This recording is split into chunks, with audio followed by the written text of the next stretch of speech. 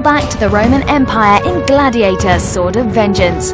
Inspired by movies such as Spartacus, Ben-Hur, and of course Gladiator, this mythological historical romp will take you through the gore-soaked streets of Rome in an effort to save the empire from the decadence of the ruling elite. After the unfortunate demise of the ever-popular Emperor Trajan, Rome is now ruled by the despotic Emperor Aruntius, a ruler who seems intent on bringing this once great city to its knees. Now, with large portions of the city in ruins, the stage is set for the bloodiest gladiatorial event ever, and our hero steps up to the challenge.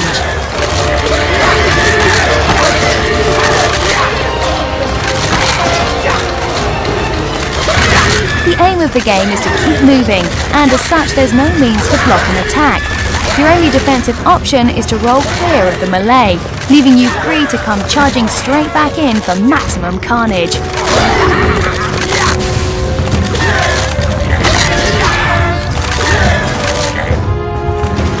Do so with one of the many combo attacks and finish off a stunned opponent with a spectacularly gory coup de grace, and you can be sure to get that blood meter well up there.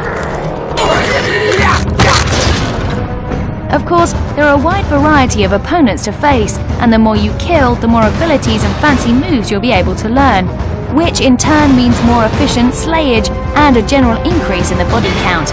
And after all, that's what the people want. Play the crowd and you'll soon be the people's favourite.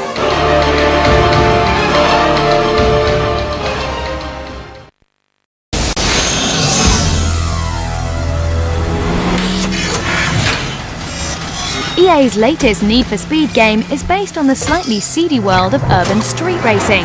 And if you're thinking blatant rip-off of the Fast and the Furious, then you'd be right.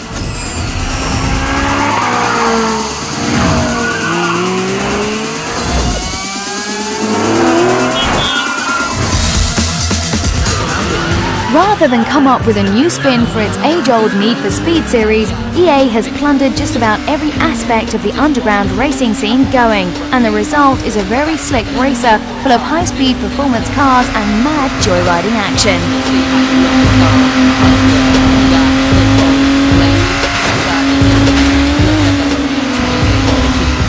But despite the change in scene, Underground still remains true to its arcade roots. The handling is still closer to Sega Rally's drift cornering school of gaming than a real driving simulation, but in keeping with the whole street racing ethos, there's now a much bigger emphasis on customizing your vehicle than we've perhaps seen in the Need for Speed series before.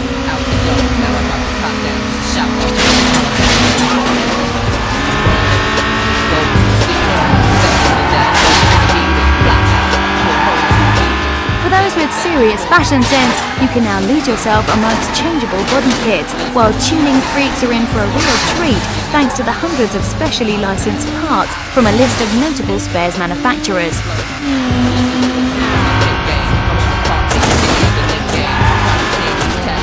Getting your hands on such high-tech kit costs money though, and therein lies the point of Underground's race meets.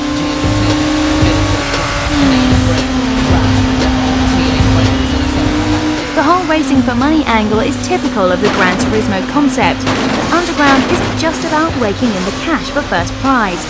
There are specific challenges to be taken on as well, and the rewards are numerous, including bonus cash, hidden vehicles, and reputation-enhancing status boosts.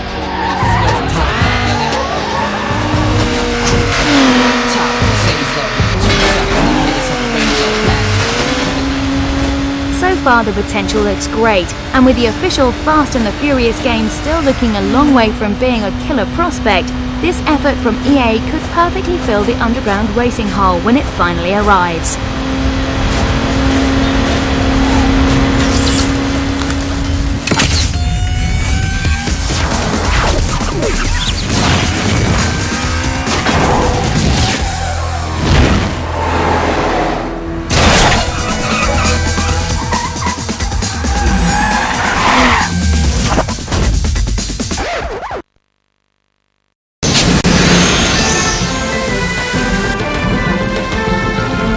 Kameo Elements of Power has finally been rescued from the void of game development hell, and this new slice of the action shows just how great it all looks. Kameo is some kind of shape-shifting fairy princess who captures juvenile monsters, nurtures them into adulthood, and then unleashes them into battle to help rescue her imprisoned ancestors. But those of you with a fairy fetish can weep in frustration, as Kameo Elements of Power won't be playable until early 2004, and there's still no word yet regarding Xbox Live features either. Naturally, we'll keep you posted on the latest developments over the coming months.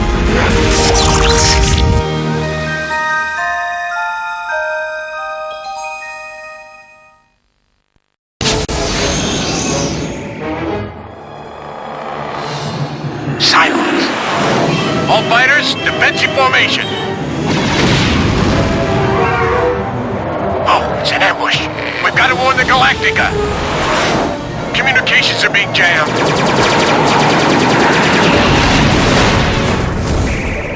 There's too many of them! Multiple Cylon targets inbound! Respond, please! I'm hit!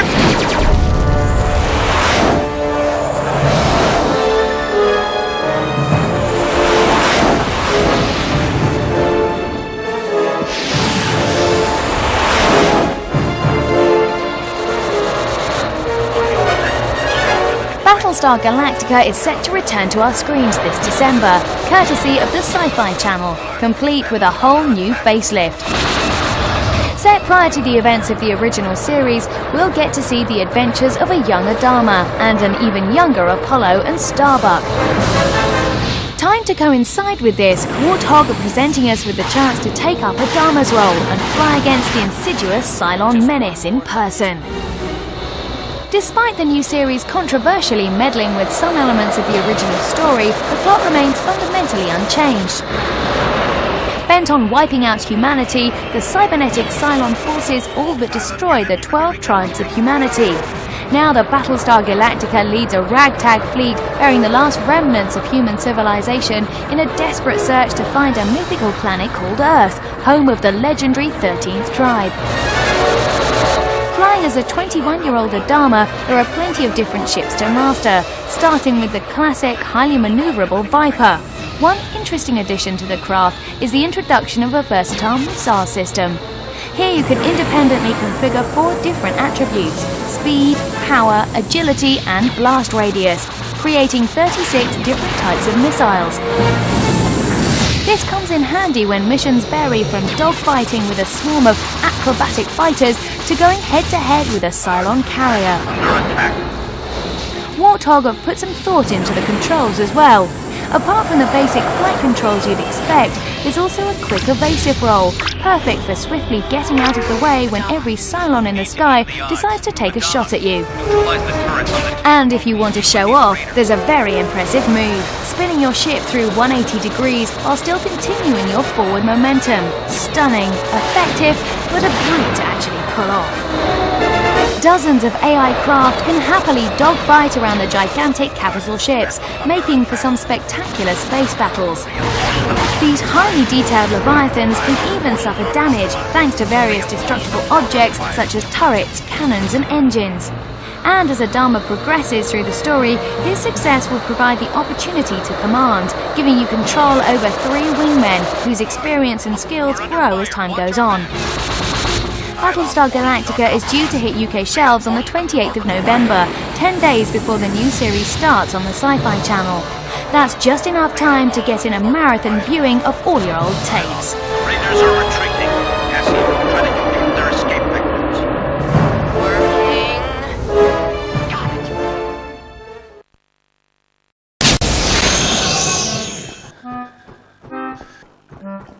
Grabbed by the Ghoulies is a jolly-looking, spook-laden adventure from ex-Nintendo developer Rare, which sees you take control of Cooper, a boy who's just lost his girlfriend to the ghoulish occupants of Ghoulhaven Hall.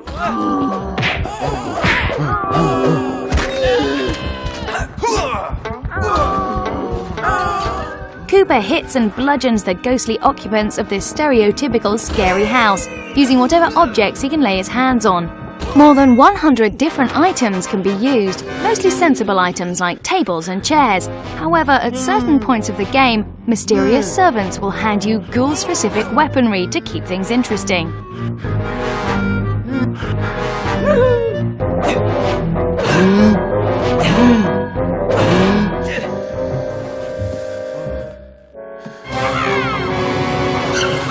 A garlic-firing blunderbuss comes in very handy against the hordes of blood-sucking vamps, for instance. And you can also expect mummies, spiders, skeletons, flaming imps, and a host of other oddball creatures, all lining up for a good pounding.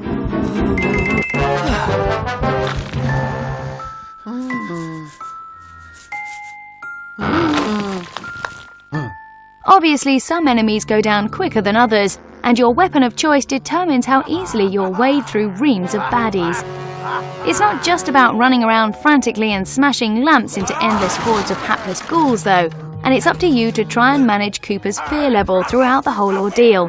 The pesky spooks jump out of nowhere to scare poor Cooper witless, and when this happens, a mini-game will instantly pop up, where only the correct sequence of button mashing will calm the poor fella down. When he's caught unaware, the camera dramatically zooms round to show his terrified, pant-wetting expression.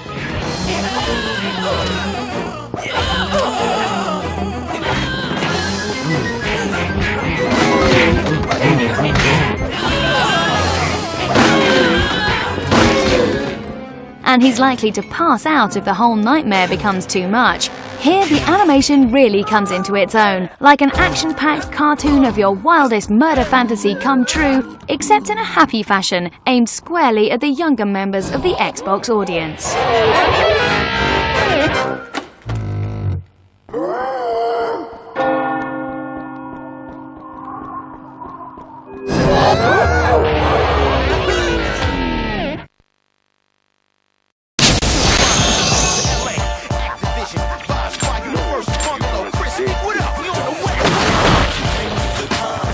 True crime has just about everything you could possibly ask for. Martial arts, guns, cars, exploration, story, it's all here, and it's gonna be awesome. You play the role of crazy cop Nick Kang, tasked with sorting out a two-gang crime wave that's really screwing up the city of LA, and it doesn't matter how much material damage you do along the way. Even after a brief hand-to-hand encounter, the whole area will be strewn with wreckage, and you can literally smash everything up in sight. Which you will do, of course, because the whole process looks damn cool. I don't have time for this. Where's the cop?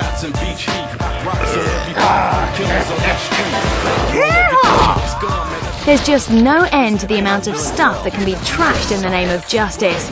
There is a striking resemblance to a few other big-name action franchises here, and while True Crime obviously does the whole GTA crime series thing, there's actually a lot more on offer.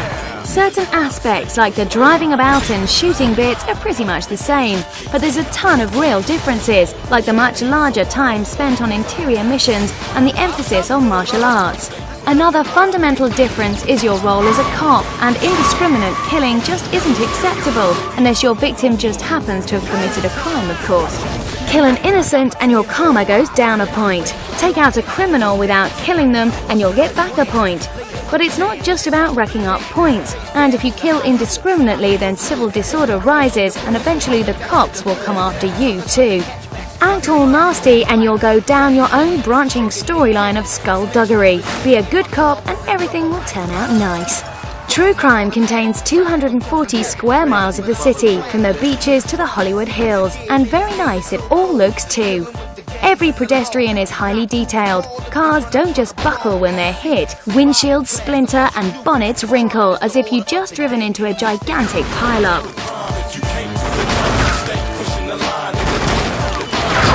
It all makes for a great place to explore, and better still, it's filled with deadbeat, low-life scum who deserve a good pounding. Find out next month just how great it all is.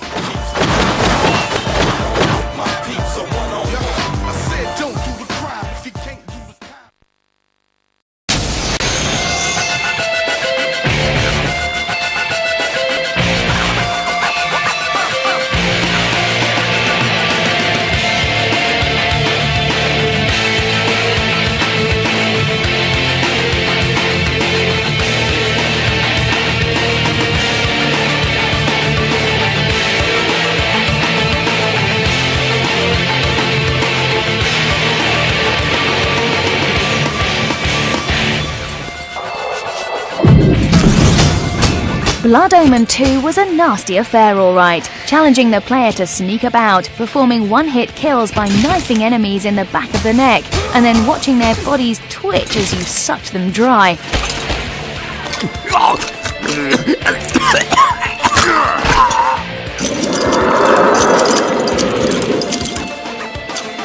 It was a quality, highly polished rehashing of old themes, but given the labyrinth storyline behind the series, Eidos has finally decided it's time to have some fun.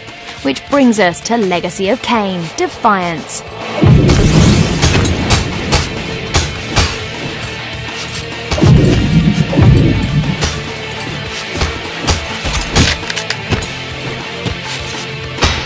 Quite frankly, we can't be bothered to work out how all this fits into the Blood Omen Soul Reaver storyline at the moment, but it's probably fair to assume that mysterious figures, supernatural goings-on and revenge will feature highly. But we do know that play alternates between the unstoppable badass Kain and the righteous Angel of Death Raziel, the most evil characters in gaming history. Vampire!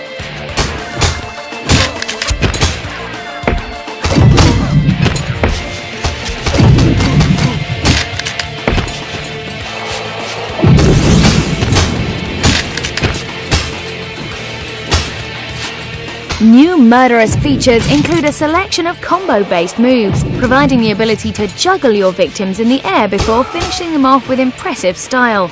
But most importantly, the whole premise is brimming with possibilities, and vampires are set to get top billing on Xbox once again. Being bad has never felt so good.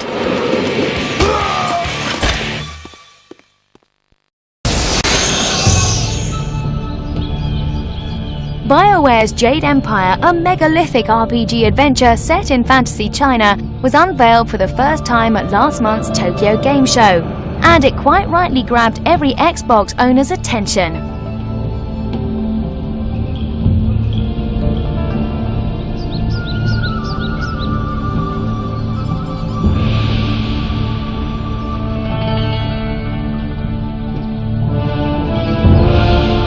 Direct gameplay footage is off limits for the time being, but this intro sequence introduces the magnificent surroundings of the Jade Empire nicely enough, and your character, a devotee to martial and magical arts, looks quite good too.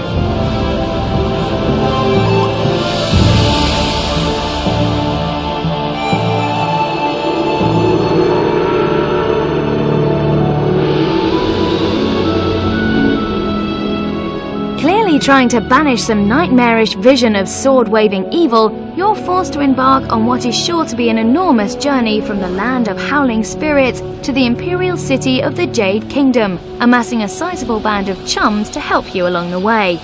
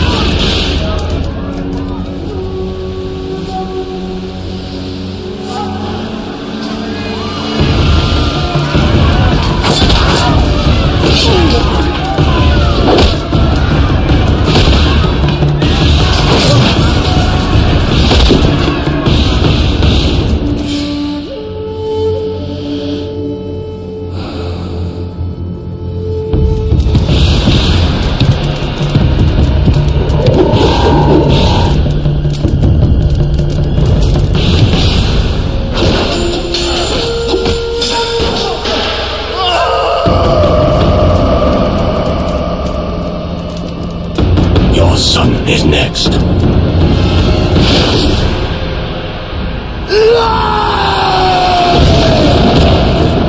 BioWare rarely makes any blunders when it comes to releasing games, and if Jade Empire can match the sensational success of Knights of the Old Republic, then it will quite possibly usher in the end of your life before you even know it.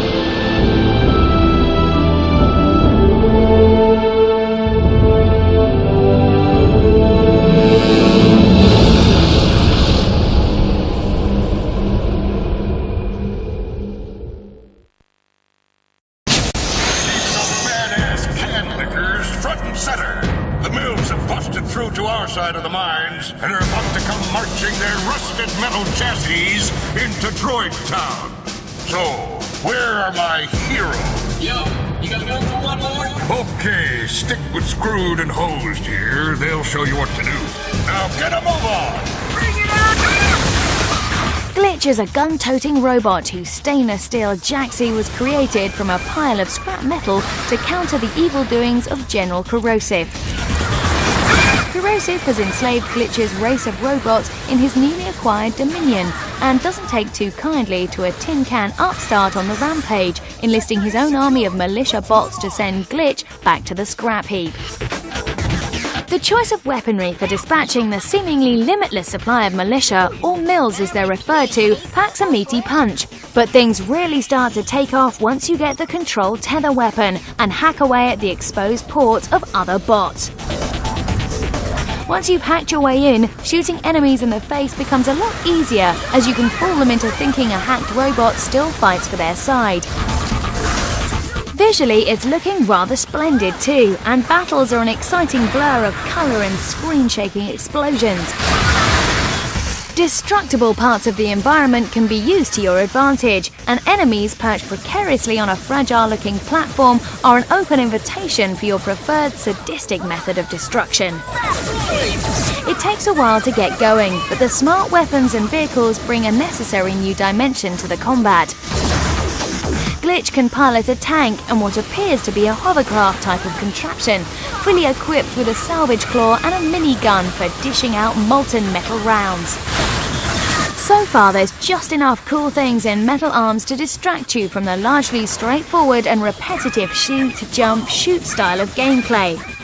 And with some sneaking about, sniping and puzzle-solving elements thrown in for good measure, it's going to be hard finding fault with this quality platform shoot-'em-up. Watch out for the full review next month.